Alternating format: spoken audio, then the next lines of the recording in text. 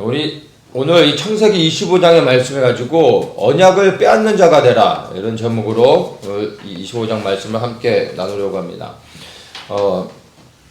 이 25장의 내용을 대략적으로 정리하면 두 가지로 나눠서 볼 수가 있습니다. 첫째는 이삭과 이삭의 이복 형제들에 대한 이야기입니다. 이것은 언약 안에 있는 자와 언약 바깥에 있는 자에 대한 것을 언급하는 내용이고, 두 번째가 이제 이삭의 자녀들, 그 언약 안에 있는 자녀들에 대한 얘기인데, 이 안에서도 언약 안에 있지만 그러나 언약 안에 있음에도 불구하고 언약을 취하는 자가 있고 언약을 버리는 자가 있다라는 것입니다. 그래서 이 25장도 여전히 우리가 하나님의 언약이라는 관점으로 말씀들을 함께 이 두 가지의 그 주제들을 이렇게 하나씩 좀 살펴보도록 하겠습니다. 먼저 이제 이삭과 이삭의 이복 형제들에 대한 부분을 먼저 좀 살펴보도록 하겠습니다. 창세기 25장은 아브라함의 죽음으로 이제 이야기를 시작하고 있습니다. 그래서 아브라함이 죽었다는 것은 이제 하나님의 언약이 아브라함에서 그 아들 이삭으로 완전히 이제 넘어가고 있다는 것을 말해주고 있습니다. 그런데 이제 이삭으로 하나님의 언약이 넘어갔을 때 이제 우리가 주목해 봐야 되고, 또 성경이 말하고 있는 바가 뭐냐면은 이삭뿐만이 아니라 사실 아브라함에게는 여러 많은 서자들, 이제 대단히 형제들이 있었다는 것이죠. 그래서 그 부분에 대해서 성경이 말해주고 있습니다.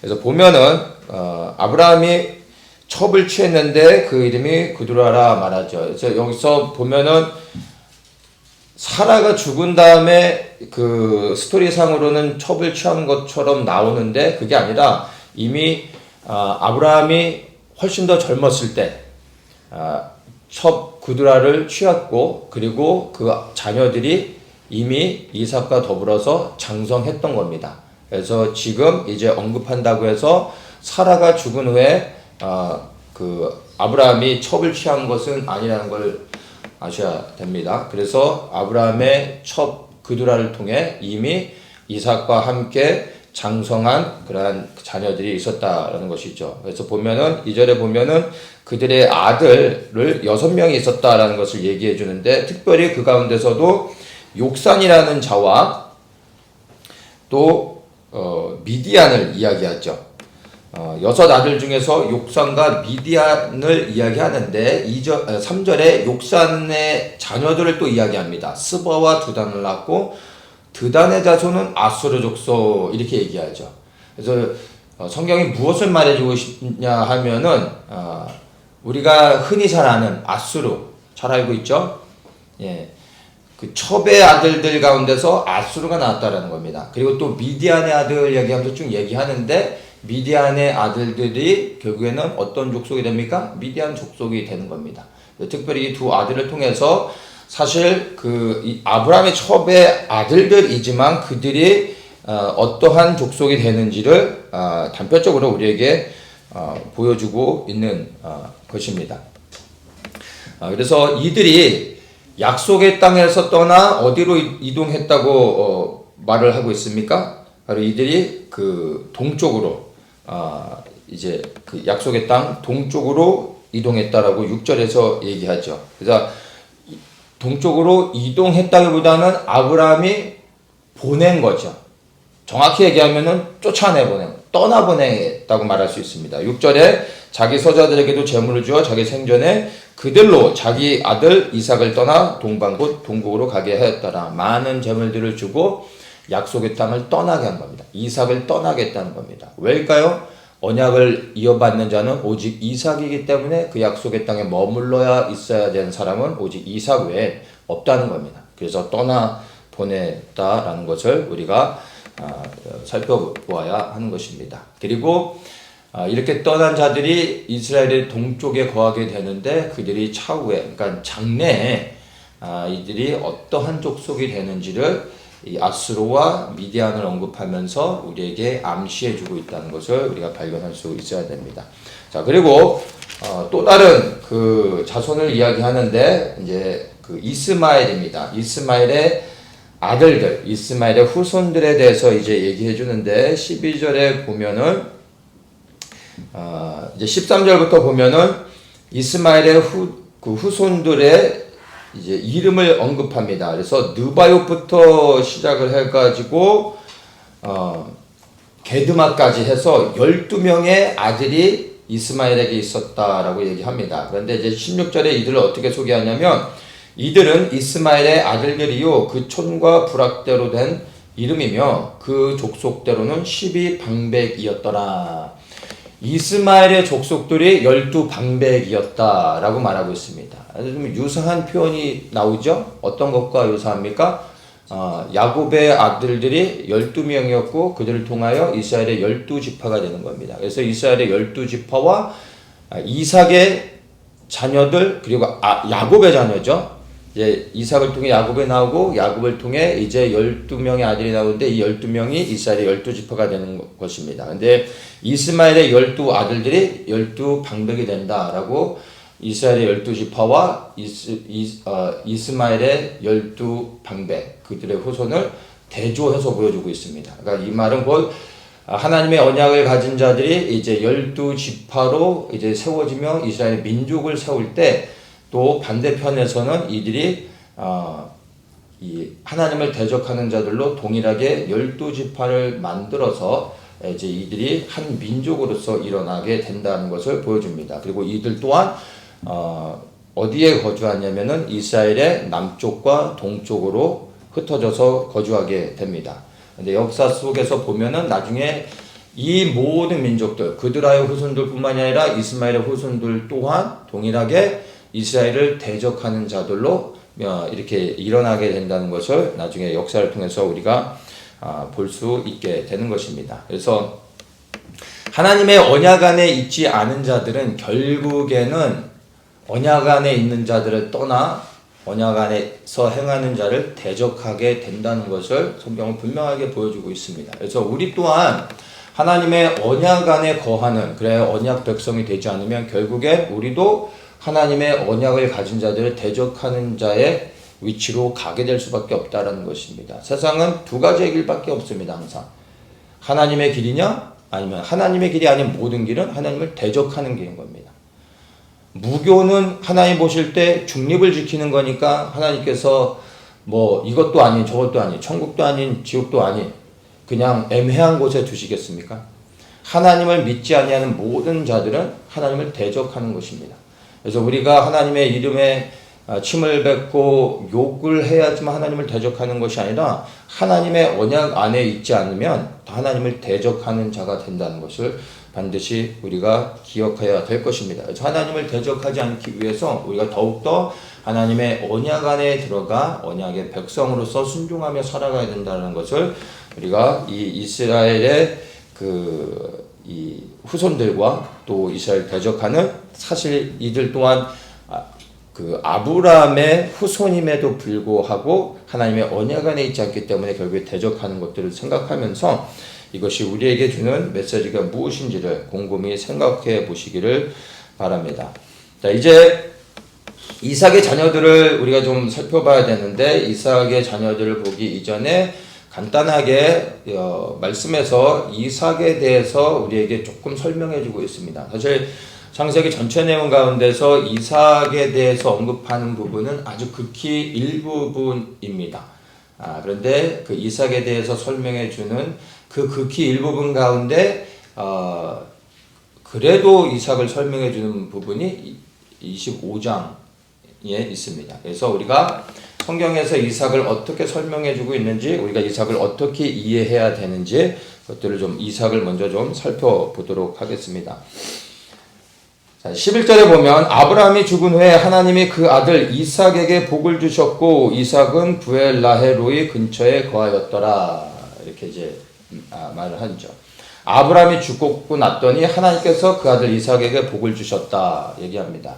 우리는 흔히 이렇게 복을 받았다고 하면 하나님께서 이삭이 아브라함의 자녀니까 그냥 복을 주셨나 보다. 그러니까 우리도 하나님의 자녀니까 하나님이 뭐 복을 주시지 않겠나 이렇게 생각할 수 있습니다. 그런데 우리가 지금까지 쭉 살펴봤던 그 창세기의 내용들을 보면 하나님께서 그냥 아무에게나 하나님의 은혜를 주시고 복을 더하여 주시는 것이 아니라 하나님의 은혜와 복은 항상 하나님의 언약 안에 있는 자에게 주어진다라는 것을 분명히 알 수 있는 내용입니다. 그래서 하나님이 이삭에게 복을 주셨다고 하는데 아브라함이 죽은 이후에 이삭에게 복을 더하셨다라고 말씀하시는 것은 단순한 세상에서 흔히 받는 복이 아니라 이것은 언약을, 아브라함의 언약을 이삭이 이제 계승하였기 때문에 그 언약을 가진 자에게 아브라함에게 주셨던 하나님의 축복이 이제 이삭에게 흘러가고 있다라는 것으로 우리가 이해를 해야 되는 겁니다. 그래서 하나님의 복은 항상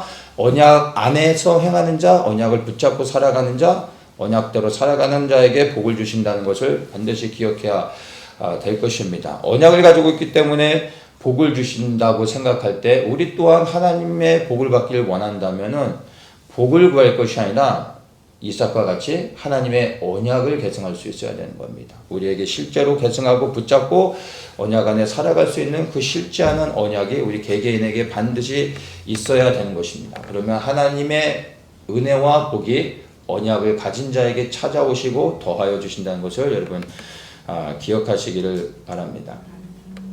근데 언약 안에 있다라는 게 무엇인지를 우리가 좀 곰곰이 생각할 필요가 있죠. 아브라함의 삶을 통해서 보면 하나님께서 이 어떤 자에게 언약 안에 있다는 게 무엇인지를 생각할 수 있고 어떤 자에게 복을 주시는지를 알 수 있습니다.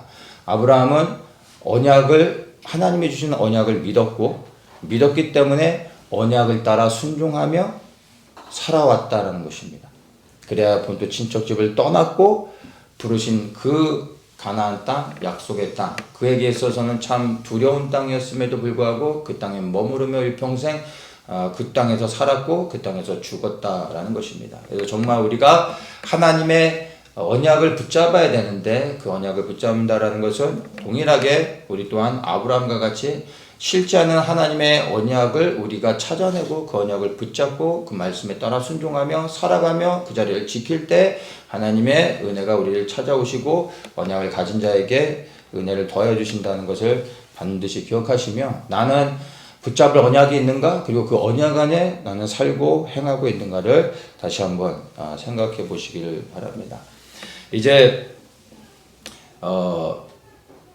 아브라함이 죽은 후에 하나님께서 이삭에게 복을 주셨다라고 말하면서 한 가지 더 붙여서 이야기하는 게 뭐냐면 이삭은 부엘라헤로이 근처에 거하였더라라고 말합니다. 이걸 뭐 그냥 이렇게 넘어갈 수도 있는 부분인데 근데 곰곰이 생각해 보면 이것 또한 뭐 그가 어디에 거주했다라는 게 그렇게 특별한 의미가 없다면 굳이 얘기하지 않았을 텐데 이삭이 아브라함이 죽은 후에 부엘라헤로이로 떠나서 그곳에 거주했다라는 것을 이야기하고 있습니다. 그래서 이 부엘라헤로이를 우리가 조금 더 깊이 살펴볼 필요가 있습니다. 이곳은 정확하게는 그 위치를 알 수는 없습니다. 대략적으로 이렇게 뭐 고고학적으로 추측할 때 여러 군데를 뭐 이야기하는데 일반적으로는 부엘세바 밑에 있는 네게부 사막 쪽에 어떤 샘이 있는 그 지역을 이 부엘라헤로이로 추정을 합니다. 이곳은 이삭이 자기의 아내 될 사람을 기다리며 그곳에서 묵상하고 있을 때 그의 아내가 될 리브가를 만났던 장소입니다. 그를 받아들였던 장소가 되는 것이죠. 그리고 또한 아브라함이 죽은 후에 이삭이 아버지가 있던 헤브론에 머물지 않고 그곳을 떠나 부엘라헤로이로 이동하여 그곳에서 거했다라는 것을 이야기하고 있다는 것입니다. 이 부엘라헤로이의 원래의 시작이 어디냐면은 창세기 16장에 나옵니다. 그래서 그 하갈이 사라의 그 학대로 인하여서 도망을 가죠. 도망을 가서 광야 가운데서 어떤 샘 앞에서 그가 낙심되어 있을 때 하나님께서 그를 찾아오셔가지고 그를 위로해 주시며 그에게 하나님께서 축복의 말씀을 해주십니다. 그리고 다시 돌아가게 하십니다. 그래서 하갈이 하나님을 만난 그 장소에서 너무나 감사하면서 그곳을 부헬라헤로이라고 이름을 지어서 오늘날까지 그렇게 부르고 있습니다. 그래서 이 부헬라헤로이는 살아계셔서 나를 감찰하시는 분의 우물, 이렇게 설명을 합니다. 그래서 부엘이라는 단어가 이제 샘, 우물이라는 말이죠. 그래서 부엘세바도 맹세의 우물이라고 하죠. 그래서 부헬라헤로이 할 때는 그것 또한 이제 우물이 있었다는 우물의 지역을 얘기하는 겁니다. 그래서 살아계셔서 나를 감찰하시는, 나를 보시는 하나님, 이런 의미로 이곳을 생각하면 됩니다. 그러면 이 부엘라헤로이가 갖고 있는 이름의 의미를 생각하고 이삭이 그곳에 거주했었다라는 것을 우리가 연결해 보면은 그 안에 이삭이 어떠한 사람이었는지를 성경에서 우리에게 보여주고 있다는 것을 알 수가 있습니다. 이삭이 부엘라헤로이에 거주했었다라는 것은요, 그가 정말로 하나님을 실제적으로 경험하며 하나님을 깊이 만나고 하나님과 교제하는, 그래야 하나님과 동행하는 삶을 살았다라는 것을 이야기해주고 있는 것입니다. 그래서 그는 정말 하나님 앞에 온전한 자요, 그 하나님의 언약 안에 있으며, 그리고 계속해서 하나님의 말씀을 묵상하고 그 하나님의 언약을 붙잡고 살아갔던 온전한 사람이었다라는 것을 우리가 발견할 수 있는 것입니다. 그래서 하나님을 깊이 만나는 장소에서 하나님과 거하고 있을 때 그에게 가장 중요한 아내를 얻는 축복도 누릴 수 있었고, 또한 아버지를 잃은 슬픔 가운데서 그가 붙잡고 살아왔던 정말 인생의 가장 큰 기둥이 무너졌을 때 그가 그 모든 슬픔을 이겨낼 수 있는 것도 바로 부엘라헤로이를 갔을 때, 즉 하나님 안에 들어가 하나님을 깊이 경험하며 하나님 안에 머물러 있을 때 그가 위로를 얻었고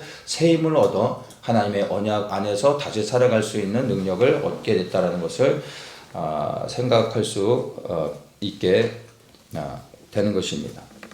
그래서 우리에게도 사실은 이삭과 같이 거주할 수 있는, 그러한 찾아갈 수 있는 부엘라헤로이가 반드시 있어야 하는 것입니다. 이 말은 곧 살아계신 하나님께서 나를 감찰하실 수 있도록, 나를 보실 수 있도록, 보시고 찾아오실 수 있는, 그래야 내가 그곳에서 하나님을 만날 수 있는 그런 장소가 있어야 된다는 것입니다. 이 장소는 우리 눈에 보여지는 물리적인 장소를 이야기하는 것이 아닙니다. 이삭이 하나님을 만나고 싶을 때 부엘라헤로이로 갑니다. 그리고 하나님은 그를 보시고 그를 찾아오시고 그와 만나 주신다는 겁니다. 여러분이 정말 위기 가운데 있을 때, 낙심 가운데 있을 때, 정말 하나님의 도움이 필요하고 하나님을 꼭 만나야 될 때 여러분이 부엘라헤로 가고 하나님이 그걸 보시고 하나님이 찾아오셔서 만나시고 하나님이 일하시고 역사하시며 문제를 해결하실 수 있는 그러한 부엘라헤로이가 여러분에게 반드시 있어야 된다라는 것입니다. 하나님께서 누구를 감찰하시고 누구를 보시고 누구에게 찾아오셔서 역사하십니까? 하나님의 언약 안에 있는 자입니다. 또한 어떤 사람이 부엘라헤로이로 갑니까?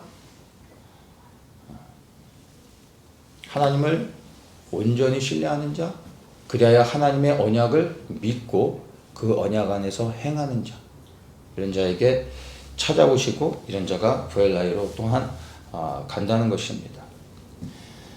여러분에게도 정말 이와 같이 신뢰할 만한 하나님의 언약이 있습니까? 그리하여 그 언약을 붙잡고 갈 수 있는, 찾아갈 수 있는 부엘라헤로이가 여러분에게 있습니까? 반드시 있어야 되는 것입니다. 여러분이 정말로 하나님의 언약을 신뢰하고 그리고 그 언약을 붙잡고 여러분이 있어야 될 자리를 지킨다면 그곳이 사실은 부엘라헤로이가 되는 겁니다. 하나님은 그렇게 하나님의 언약을 붙잡고 살아가는 여러분들을 보시고 그분이 찾아오시고 그분이 만나주시고 그분께서 문제를 해결하시며 문을 여시고 은혜 가운데 덮어주시고 지켜주신다라는 것을 이 이삭의 삶을 통해서 반드시 우리가 믿을 수 있는 것이고 또한 우리도 이것을 실질적으로 경험해야 할 것입니다. 그래서 정말 여러분들 이 위기 가운데 있을 때 찾아가야 될 이 브엘라이로이를 여러분 반드시 만드셔야 되는데 이것을 만들기 위해 정말로 이삭과 같이 하나님의 언약을 온전히 붙잡고 신뢰하며 살아가야 된다는 것을 다시 한번 기억하시기 바랍니다. 근데 하나님의 언약을 좀 더 제가 좀 고민하면서 함께 좀 나누기를 원합니다. 하나님의 언약 계속해서 하나님의 언약을 우리가 나누고 있는데 여러분들에게서 정말로 하나님의 언약이 실제가 되고 그리고 정말로 붙잡고 있는 언약이 있으신지 저는 궁금합니다. 이게 반드시 있어야 되나? 이것은 추상적인 것이 아닙니다. 제가 그냥 하나님의 언약 계속 이야기하지만 이게 각 사람에게 있어서 정말로 실제적인 언약이 되어야 하는 것입니다. 저에게는 하나님의 언약이 실제적인 것으로 제게 임하고 그리고 제 삶을 움직이는 하나님의 언약이 있습니다. 이 하나님의 언약은 제게 있어서 저를 위한 것, 저에 대한 것이 아닙니다. 이 하나님의 제가 붙잡는 하나님의 언약은 사실은 저에 대한 게 아니라 하나님에 대한 것입니다. 이 땅에 이루어질 하나님의 나라에 대한 것입니다. 그래서 예수 그리스도의 재림을 통해서 이 땅에 이루어질 영광스러운 하나님의 나라, 그리스도가 통치자가 되어 이 땅에 오셔서 회복하실 하나님의 나라, 그 나라를 통하여 온 열방 가운데서 영광을 받으실 하나님, 저에게는 이게 붙잡고 살아가는 하나님의 언약입니다. 근데 제가 붙잡고 살아가는 이 언약은 사실 성경의 말씀 가운데서 예언하고 있는 것이고 아직 이루어지지 않았지만 그러나 반드시 이루어질 하나님의 말씀들입니다. 그래서 저는 이 언약을 눈에 보이진 않지만 그러나 저는 분명하게 믿음으로 보고 있고 그래서 변치 않는 이 하나님의 언약을 믿음으로 확신하며 흔들림 없이 이것을 붙잡고 지금까지 왔고 또 앞으로도 갈 것입니다.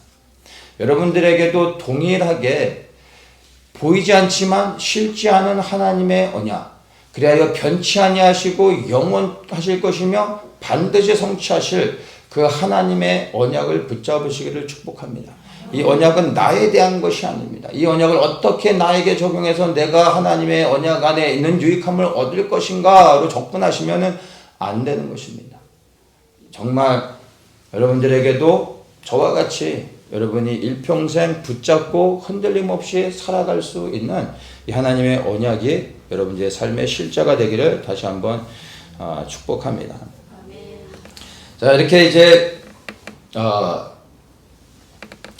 이삭이 대략적으로 어떤 사람인지도 말해주면서 이제 이삭의 자녀들로 빠르게 이제 연결되어 갑니다. 그래서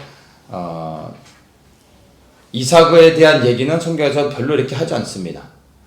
그리고 이삭에서부터 이제 이삭의 자녀들로 곧바로 넘어갑니다. 그래서 이제 19절과 20절을 보면은 이삭이 이제 리브가를 취하여 아들을 낳았다. 바로 넘어가죠. 이삭의 삶에 대해서는 별로 이야기하지 않습니다. 이제 21절에 보면은 이삭이 그 아내가 잉태하지 못함으로 그를 위하여 여호와께 간구하며 여호와께서 그 간구를 들으셨으므로 그 아내 리브가가 잉태하였더니, 그냥 아들을 잉태하였다라고 말하지 않고 그가 아이를 낳을 수 없었다. 그런데 이제 이삭이 아이를 낳지 못하는 리브가를 위하여 하나님께 간구했을 때 하나님이 들으시고 태를 여셨다. 이렇게 이제 설명을 해주고 있습니다. 그래서 이 부분을 설명해주고 있으니까 이 부분에 대해서도 우리가 잠깐 좀 짚고 넘어가면 좋겠습니다. 언약의 이 자녀인 이삭에게 후손을 낳는 건 너무나 중요합니다. 근데 리브가가 불임입니다. 근데 리브가만 불임이 아니라 사실은 아브라함의 이 아내 사라도 불임이었죠. 그리고 리브가 뿐만이 아니라 사라와 리브가 그 다음에 야곱의 사랑하는 아내 라헬도 불임이었습니다. 3대가 불임이었습니다. 사라, 리브가, 라헬 다 불임이었습니다. 이들의 공통점이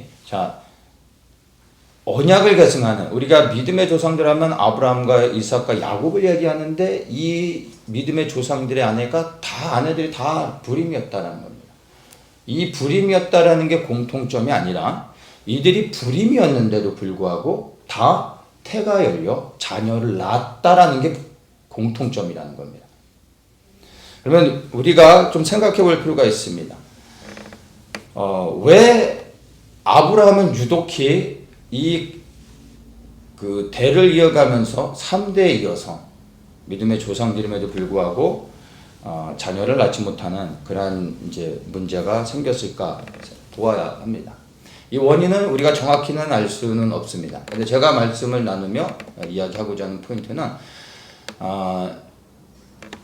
어떤 원인인지는 모르지만 우리 개개인에게 그리고 우리의 가정 안에 어떤 문제들이 있다는, 어떤 원인으로 인하여 우리 안에 들어온 문제들이 있다는 겁니다. 그리고 그런 것들이 우리 안에서 사건들을 일으키고 또한 그것들이 저주로 흘러갈 수 있다는 것을 분명히 이해해야 된다는 것입니다. 그래서 비슷한 사고들이 대를 이어 일어날 수도 있고, 그리고 어떤 흔히 일어나는 게 동일한 질병이 가정 안에서 계속해서 흘러가는 부분입니다.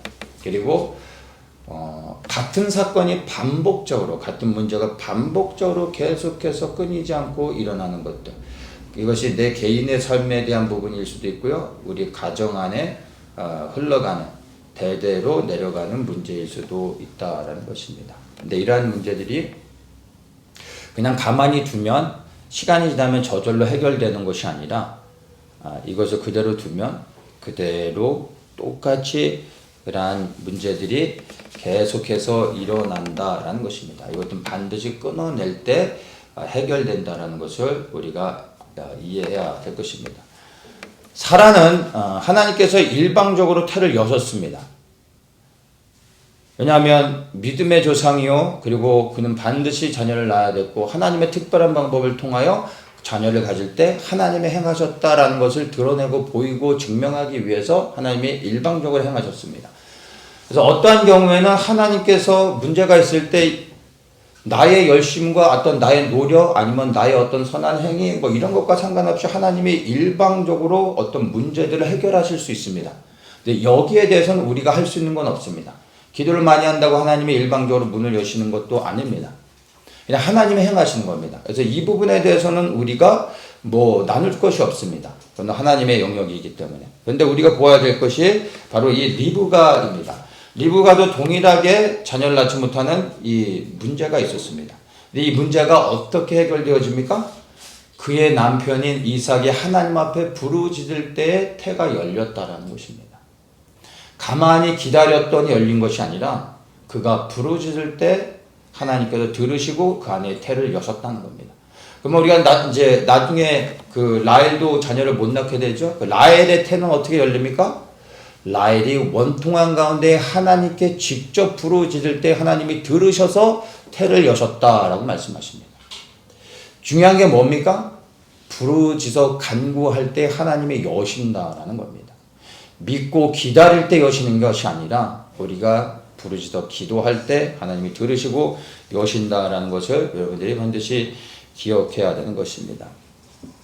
자, 그래서 우리 안에, 우리 개개인적으로도 그렇고 우리 가정 안에 대대로 이 흐르는 어떤 저주들, 그리고 끊임없이 반복되는 문제들이 있을 수 있습니다.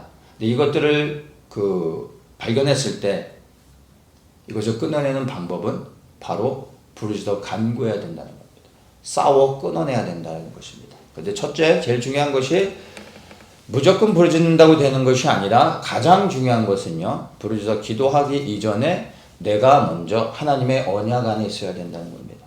사라도 리브가도 라헬도 하나님의 언약 안에 있는 자들이었습니다. 언약 안에 있는 자들이 부르짖을 때 들으시고 하나님이 역사하신다는 겁니다. 내가 하나님과 상관없이 살아가고 있는데 하나님께 부르짖는다고 해서 들으시는 게 아니라는 겁니다. 부처를 믿는 사람들이 절에서 기도를 하는데도 효과가 없으니까 그저 기독교의 하나님한테도 부르짖어 볼까 하고 전심으로 빌어본다고 해서 하나님이 들으시겠냔 말입니다. 언약 안에 있어야 하나님이 들으신다는 겁니다. 그래서 부르짖어 기도하는 것보다 더 중요한 게 내가 하나님의 언약 안에 있는 자가 되어야 된다는 겁니다. 그 언약 안에 있는다는 게 무엇인지를 또다시 고민해 보셔야 됩니다. 여러분. 하나님의 말씀에 순종하며 살아가는 것이 언약 안에 있다는 것의 가장 본질인 것을 여러분이 또 기억하셔야 되는 겁니다. 근데 이것만으로는 되지 않는다는 걸 우리가 알아야 되는 거죠. 언약 안에 있으면 해결되는 게 아니라 언약 안에 있는 것이 중심이고 그 다음에 이제 예수의 이름으로 부르짖어 기도해야 된다는 것입니다. 그래서 원인을 발견하는 게 중요하겠죠. 무조건 부르짖어 기도해야 한다고 해서 해결되는 건 아닙니다. 이거는 이제 영적인 어떤 인카운터이기 때문에 이 영적인 싸움을 통해서도 그 묶여져 있는 문제를 악한 영들을 끊어내고 싸워서 쫓아낼 수도 있겠지만 무조건 싸우는 것은 비효율적입니다. 효과적이진 않습니다. 영적인 원인을 발견하는 게 중요합니다. 어떤 문제는 영적으로 올 수도 있고 어떤 문제는 육체적으로도 올 수도 있습니다. 모든 것을 영적으로 해결하려고 하면 안 됩니다. 육적으로 오는 문제는 육적으로 해결하면 되는 겁니다. 영적으로 비롯된 문제는 영적으로 해결해야 되는 겁니다. 그래서 이거를 분별하는 게 제일 중요합니다. 그 다음에 이제 원인을 발견하면 그 원인에 맞게 대처를 하는 겁니다. 그래서 영적인 문제이든 육적인 문제이든 원인을 발견하고 원인을 해결하면 문제는 자동적으로 사라지는 겁니다. 악한 영이 우리 안에 역사할 때 반드시 법적인 어떤 그 규칙을 가지고 우리 안에 들어오는 겁니다. 그리고 그러한 법적인 권리를 가지고 행하고 있기 때문에 그냥 충돌해서 싸우는 것이 아니라 그 악한 영이 우리 안에 들어와 역사할 수 있는 법적 근거가 무엇인지 원인을 발견하고 그 원인을 해결하면 악한 영이 우리 안에 머물 수 있는, 그래야 저주하고 계속해서 문제를 일으키고 우리를 무너지게 하는 그러한 일들이 자동적으로 법적인 효력을 잃게 돼서 떠나게 되는 것입니다.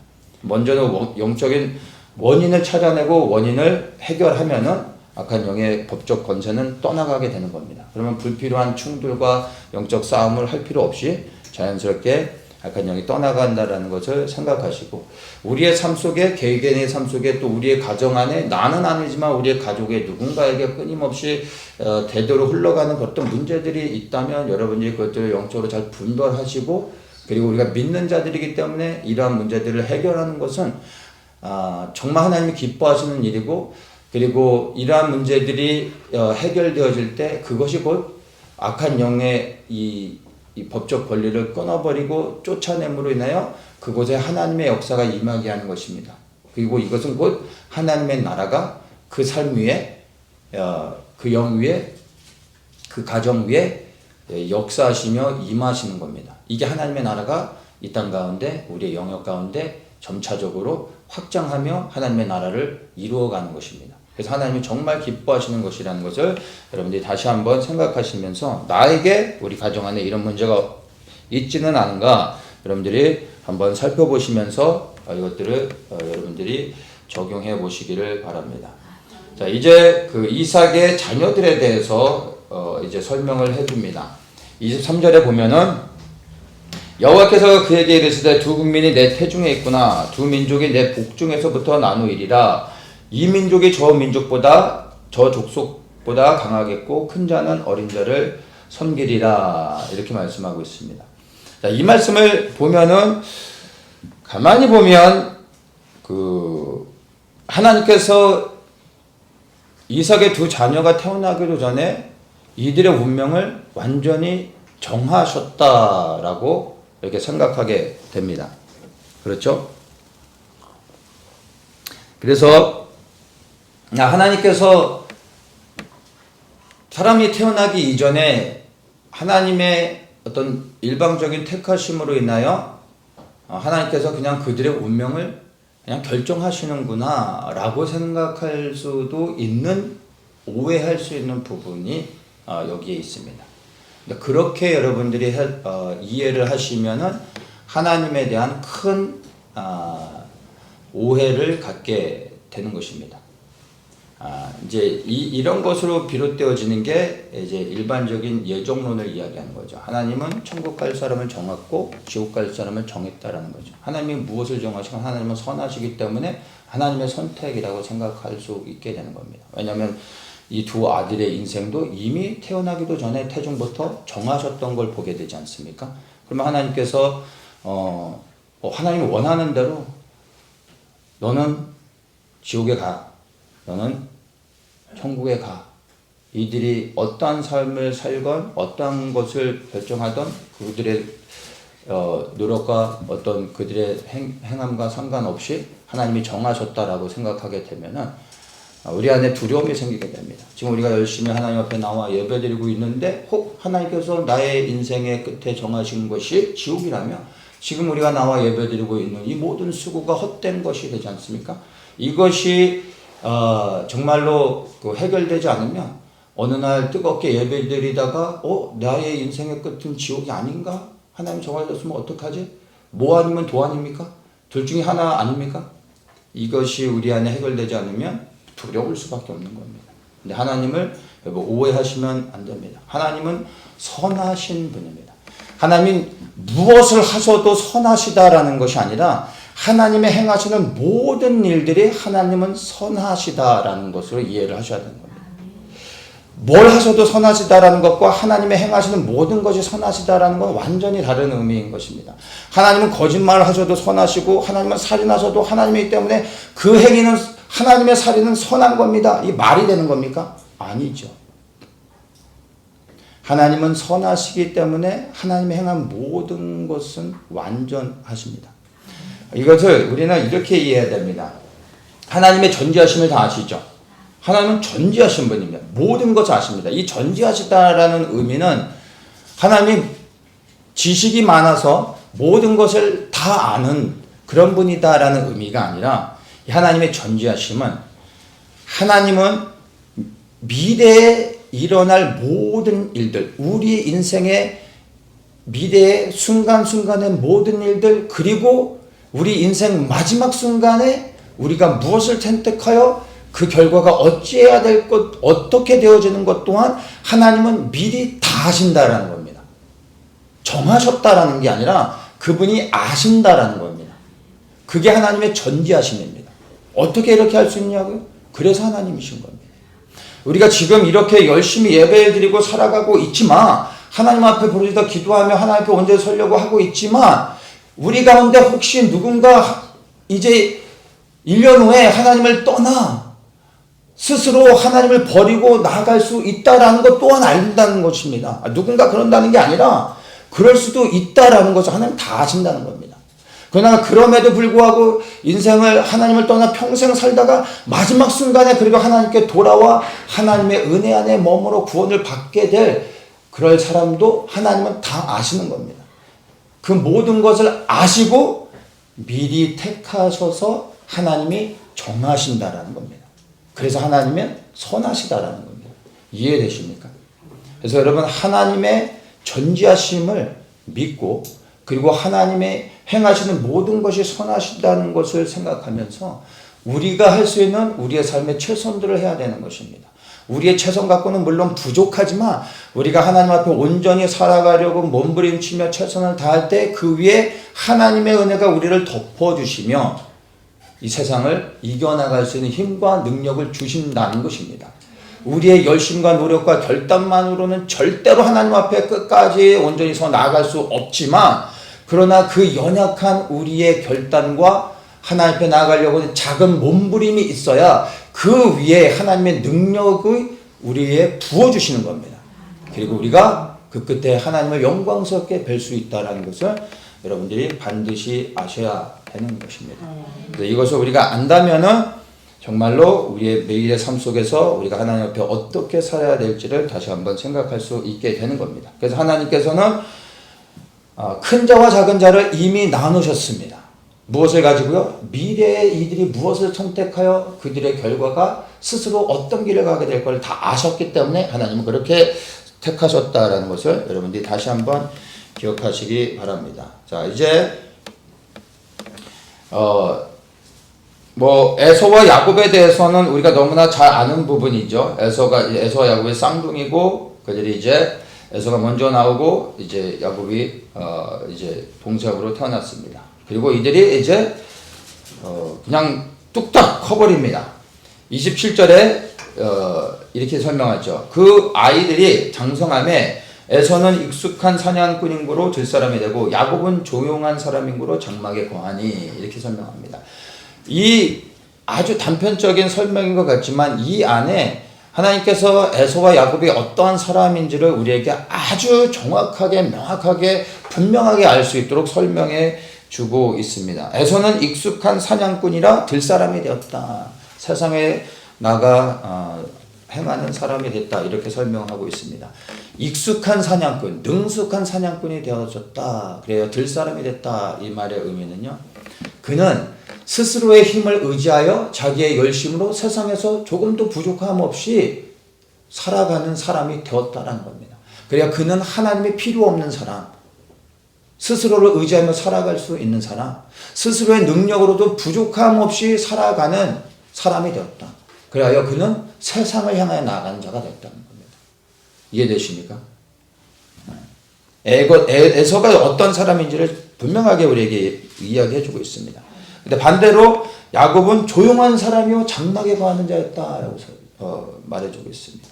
우리는 이 말을 야곱은 굉장히 소심하고 이렇게 변변치 않은 그냥 힘없는 이렇게 이것을 이해하는데 그렇지 않습니다. 여기서 야곱이 조용한 사람이다라고 이야기할 때 이 조용하다라는 단어를 히브리어로 탐이라는 단어를 썼습니다. 탐이라는 단어는 완벽하다, 완전하다라는 뜻을 갖고 있습니다. 모든 부분에서 부족함이 없다라는 의미를 갖는 겁니다. 특별히 이 모든 부분에서 부족함이 없다, 그래서 온전하다 이 말의 의미는 도덕적으로, 윤리적으로 조금도 흠이 없는 것을 이야기하는 그 표현입니다. 그는 이삭은 즉 도덕적으로, 윤리적으로 하나님 앞에 온전한 흠이 없는 자로 하나님 앞에 살아갔던 자라는 것입니다. 근데 이 창세기 6장 9절에 보면 노아를 설명할 때도 어떻게 얘기하죠? 노아는 당대의 완전한 자라 이렇게 설명하죠. 그때 노아에게 완전한 자라 이야기할 때 그 완전함에 사용됐던 단어가 탐임이라는 단어입니다. 이 탐임 또한 온전한, 완전한 이런 의미를, 흠이 없는 이런 의미를 갖고 있습니다. 이 의미 또한 도덕적으로, 윤리적으로, 육체적으로 조금도 흠이 없다라는 의미입니다. 그래서 지금 여기서 이 야곱에게 그 탐이라는 조용하다라고 할 때 탐이라고 썼던 그 단어와 이삭에게 이 완전하다고 했을 때 사용이 됐던 탐임의 단어, 탐과 탐임이 어원이 같습니다. 같은 의미에서 나왔습니다. 그래서 사실은 노아에게 사용한 완전하다라는 이 단어와 지금 야곱에게 사용하고 있는 조용하다라는 이 단어의 의미가 완전하게 같다라고 여러분이 이해를 하시면 되는 겁니다. 그러면 노아가 어떠한 사람이었는지를 조금 더 보면은 야곱이 어떠한 사람인지도 알 수 있습니다. 노아는 당대의 완전한 자요 하나님과 동행하는 자다 이렇게 설명하죠. 이것이 하나의 의미로 이해를 하셔야 됩니다. 노아는 도덕적으로, 윤리적으로 하나님 앞에 온전한 사람이었기 때문에 하나님과 또한 동행하는 자였습니다. 하나님과 동행하는 자였기 때문에 모든 부분에서 부족함이 없고 온전한 자였던 것입니다. 그래야 하나님이 노아를 선택하셨다는 겁니다. 이해되십니까? 그러면 이것을 그대로 야곱에게 적용할 수 있는 겁니다. 야곱은 하나님 앞에서 조금도 흠이 없는 완전한 자로 모든 부분에서 도덕적으로, 윤리적으로, 영적으로 하나님 앞에 조금도 부족함 없이 온전함으로 나아가 하나님 앞에 설 수 있었던 사람이라는 겁니다. 그리하여 그는 장막에 거하며, 하나님, 이 장막에 거했다는 의미는 하나님 안에 거하며 하나님과 깊이 교제하는 것이 그 인생의 가장 큰 기쁨이었다는 겁니다. 성격이 내성적이어서 그냥 집안에 처박혀서 그냥 뭐 TV나 보고 살았다라는 게 아니라 장막 안에서 그가 무엇을 했겠습니까? 하나님의 언약을 붙잡고 하나님을 사랑하며 하나님의 말씀 안에서 하나님과 깊이 교제하는 그러한 사람이었다라는 것으로 우리가 야곱을 이해하면 될 것입니다. 그래서 에서는 세상을 사랑하여 세상 속에서 부족함 없이 세상을 정복하며 살아가는 사람이었다라면, 야곱은 세상에 관심 없이 오직 하나님 안에 거하며 하나님 안에서 온전하여 하나님과 동행하는 삶을 사는 것이 그의 인생의 가장 큰 기쁨으로 여겼던 사람이었다는 겁니다. 에서와 야곱의 인생이 완전히 달랐다는 것을 설명해주고 있습니다. 자, 그러한 다른 삶을 살아가고 있을 때 어느 날 에서가 사냥을 갔다가 돌아왔을 때 배가 너무나 고파가지고 야곱이 만들고 있는 팥죽을 보게 됩니다. 그리고 야곱에게 야, 이 팥죽을 내가 좀 먹자라고 얘기합니다. 그때 야곱이 이제 어떻게 합니까? 31절에 야곱이 가로되 형의 장자의 명분은 올라 내게 팔라, 이렇게 얘기하죠. 무엇을 요구합니까? 내가 팥죽을 주는데 대신 공짜가 아니라 형이 갖고 있는 장자의 명분을 나한테 주십시오. 이것을 요구를 하게 됩니다. 자, 우리 이 대목을 정말 잘 이해하셔야 되는데, 대부분의 사람들이 이러한 야곱의 모습을 보면서 야곱을 아주 교활한 사람이라고 말합니다. 이렇게 표현들 대부분 듣는 표현 아닙니까? 저도 야곱을 이야기할 때 늘 들어왔던 표현입니다. 사기치는 자, 교활한 자, 아마 치사하게 먹는 거 가지고서 형을 갖다가 속이는 자, 대부분 다 이렇게 말합니다. 야곱이 좀 억울할 것 같아요. 저는 그렇게 생각하지 않습니다. 여러분, 야곱을 다르게 보셔야 됩니다. 에서와 야곱이 명확하게 다른 삶을 살고 있었다라는 것을 여러분이 이해해야 되는 겁니다. 야곱이 그렇게 치사한, 그래서 형을 사기쳐서 형의 것을 빼앗는 그런 사람이 아니었습니다. 이건 지극히 인간적인 관점에서 보는 것입니다. 34절을 우리가 좀 더 살펴봐야 됩니다. 자, 야곱이 떡과 팥죽을 에서에게 주매 에서가 먹으며 마시고 일어나 갔으니 에서가 장자의 명분을 경홀히 여김이었더라. 에서가 어떤 사람인지 우리가 보았지만 이 34절에서 다시 한번 에서가 어떤 사람인지에 대해서 분명하게 마침표를 찍어주고 있습니다. 장자의 명분을 경홀히 여기는 자였다라고 말합니다. 여러분, 여기서 이제 경홀히 여기다라는 이 말은 바자라는 단어인데, 경멸하다, 가치없게 여기다, 무시하다, 이런 의미입니다. 에서는 장자의 명분을 경멸했습니다. 아무 가치 없는 것으로 여기는 삶을 살고 있었던 사람인 겁니다. 장자의 명분을 경멸하며 살아갔다라는 의미가 무엇입니까? 하나님의 언약을 경멸하며 살았다라는 의미와 똑같은 겁니다. 좀 더 깊이 더 원색적으로 표현하면 에서는 하나님을 믿는 자가 아니었습니다. 하나님을 자기 인생 가운데 조금도 필요하지 않은 가치 없는 존재로 여기며 살았기 때문에 하나님의 언약도 필요가 없었던 겁니다. 하나님을 경멸했던 자인 겁니다. 이런 자에게 어떻게 하나님의 언약이 흘러가고 언약을 받을 수 있겠습니까?